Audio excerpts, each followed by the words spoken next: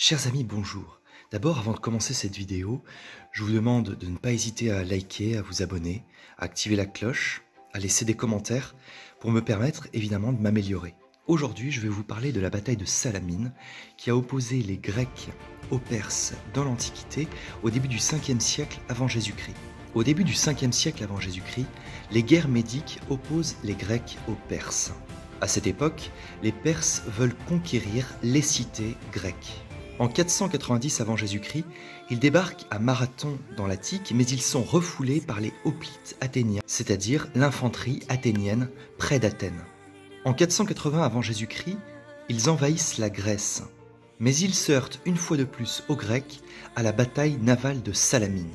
Alors comment se déroule cette bataille navale de Salamine ?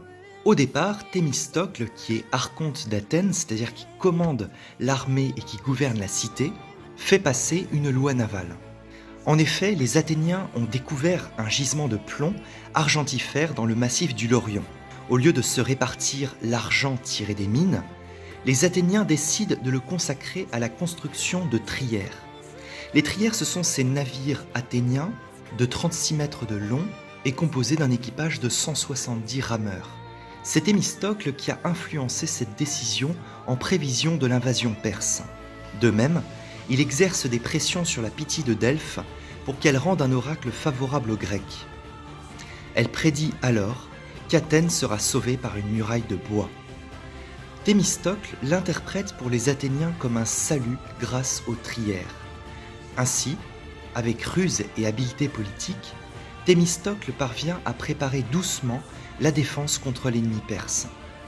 Il manipule l'opinion des Athéniens avec aisance dans ce but. En 480 avant Jésus-Christ, quand les Perses arrivent au niveau d'Athènes, Thémistocle parvient à convaincre ses alliés de se battre à Salamine. Cette île est située à quelques encablures du port d'Athènes, le Pirée. Les Athéniens évacuent leur campagne et leur cité, qui est saccagée 2 fois par les Perses. Thémistocle place sa flotte dans le détroit entre Salamine et l'Attique. Ce petit chenal de 2 km de large est une véritable souricière pour les Grecs. Le roi perse s'installe au pied du mont Aïgaléos face à Salamine pour assister à son triomphe. Mais la flotte perse commet l'erreur de s'engager directement dans le détroit. En effet, sa supériorité numérique est un avantage dans un espace ouvert, comme par exemple en pleine mer. Mais dans cet étroit chenal, cette supériorité devient un handicap. Thémistocle a fait prévenir secrètement le roi perse Xerxès que la flotte grecque était sur le point de s'enfuir. Sa stratégie fonctionne parfaitement et les Perses s'engouffrent littéralement dans le piège. C'est un véritable embouteillage. Les escadres perses n'arrivent pas à se déployer, ce qui crée un désordre terrible. C'est à ce moment que les trières athéniennes profitent de la situation pour fondre sur l'ennemi et éperonner un grand nombre de bateaux. Les 1000 navires perses face aux 350 bateaux grecs sont vaincus. 40 000 barbares sont massacrés comme des thons.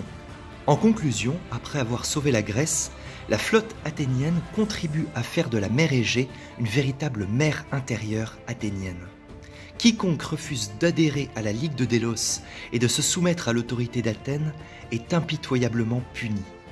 Athènes empêche par la force les cités qui le veulent de quitter la Ligue.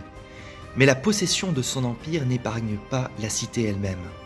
Sa domination est contestée au point d'engendrer la guerre la plus impitoyable que connut la Grèce, c'est la guerre du Péloponnèse.